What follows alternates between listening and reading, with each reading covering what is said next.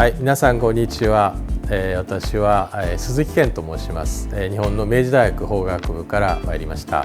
今天呢，我想跟各位分享我在台湾大学客座教授的生活。我的研究的这个领域最早是我开始研究中国的法律，中国的民法，特别是继承法的部分。那么一直以来，我关心的是法律跟社会的互动。我1999年有机会到台湾大学来访问，来半年做这个客座教授。以这个为一个转机吧，开始转向台湾法的研究，发现台湾法是一个很有趣的、特别的法律体系。近几年呢是比较关注的是这个婚姻平权的议题。大家都知道，这个台湾亚洲第一实现婚姻平权的国家。那我现在的这个主要的关心是，台湾为什么可以实现婚姻平权亚洲第一？再来呢是法律实施之后，对这个婚姻的平权对整个社会带来什么样的影响？这一次我第3次来台大做长期的研究。那么这一次呢，接待我的是黄世崇教授。他原先是我的学生，那现在呢是已经成为正教授来接待我。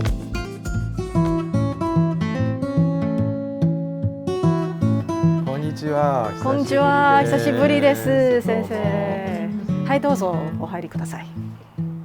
我是1999年，台大跟北海道大学的两边的法律系跟法学部交换协议之后，第一批赴北海道交换的学生，在2002年的时候，第一次修了林木老师的亚洲法研习的课程。那个时候的印象是，台大来的学生非常优秀。对我来说，印象最深刻的书应该是这一本，就是老师跟另外2位学者所合著的《现代中国法入门》。这本书在日本应该算是所有研究对中国法有兴趣、想要研究中国法的学生们一定会看的一本重要的这个教科书。那它非常完整的介绍了中国各个不同的部门法。老师长期投入了一个很重要的运动，也就是同性婚姻或是称婚姻平权的这样的一个议题。那这个议题呢，在台湾的这个婚姻法或是亲属法里面，也是很重要的一个部分。那这本书是我觉得很难得的是，首先在日本介绍台湾法律的书就已经寥寥可数了。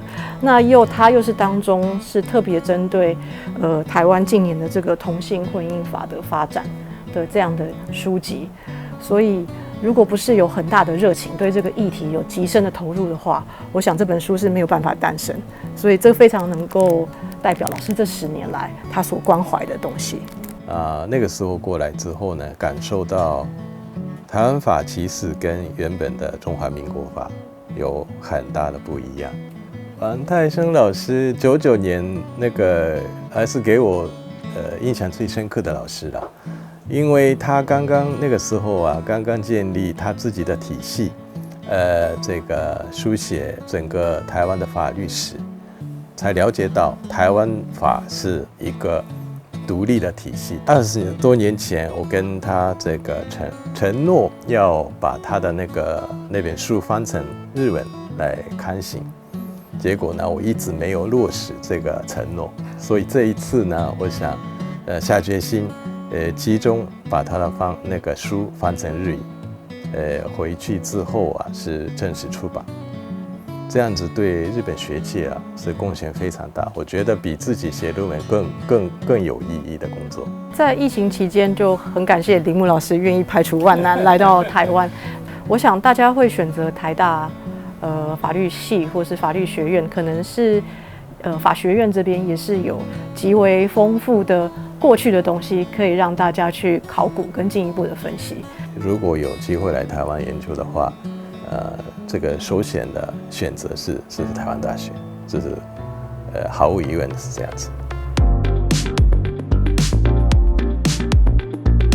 我喜欢台湾，我觉得台湾比较自由一点没有什么约束，自己想做什么就做什么，别人不会说什么了。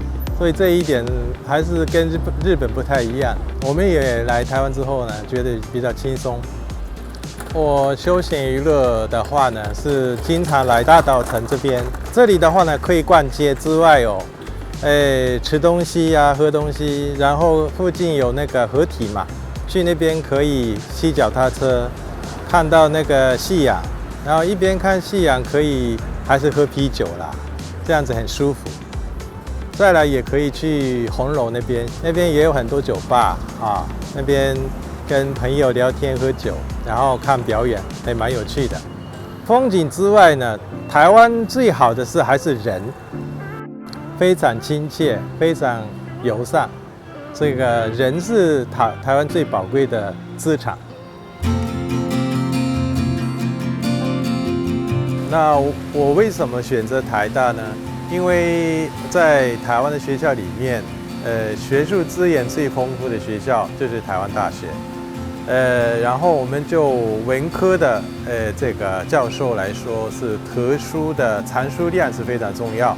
那么台大这里的话呢，从日治时代开始，积累很多的图书资料，对我们来说最理想的这个研究的地方。那个台大呢，虽然是地理位置在台北市的中心，但是呢，一进这个校园里面呢，好像是这个森林一样，非常的丰富的自然。然后呢，这个也有这个野生动物在这里可以看到。如果你看书看得很累，可以散散步，可以换心情，可以过轻松愉快的生活。我最喜欢的地方还是椰林大道，从那个中央图书馆一直到那个公馆那边，那一条路非常棒，有一点类似于我所学习的这个北海道大学，因为都是原先是帝国大学所以我们这个两校的那个校园的风格也蛮像的，我特别喜欢这样的一个氛围。